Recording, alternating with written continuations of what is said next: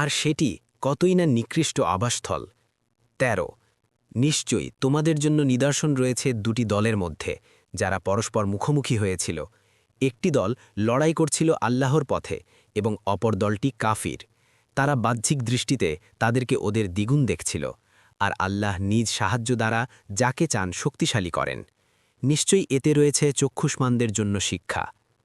১৪ মানুষের জন্য সুশোভিত করা হয়েছে প্রবৃত্তির ভালোবাসা, নারী, সন্তানাদি, রাশি রাশি সোনারূপা, চিহ্নিত ঘোড়া, গবাদি পশু ও শস্যক্ষেত। এগুলো দুনিয়ার জীবনের ভোগ সামগ্রী, আর আল্লাহ তার নিকট রয়েছে উত্তম প্রত্যাবর্তনস্থল। ১৫ বলো, আমি কি তোমাদেরকে এর চেয়েও উত্তম বস্তুর সংবাদ দেব?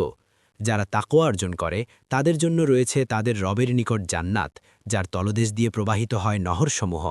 সেখানে তারা স্থায়ী হবে, আর পবিত্র স্ত্রীগণ ও আল্লাহর পক্ষ থেকে সন্তুষ্টি। আর আল্লাহ বান্দাদের সম্পর্কে সম্যক দ্রষ্টা।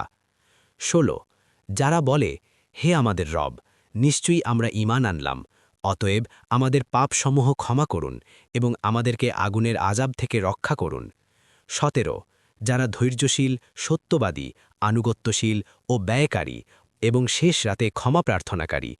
১৮ আল্লাহ সাক্ষ্য দেন যে তিনি ছাড়া কোনো সত্য ইলাহ নেই।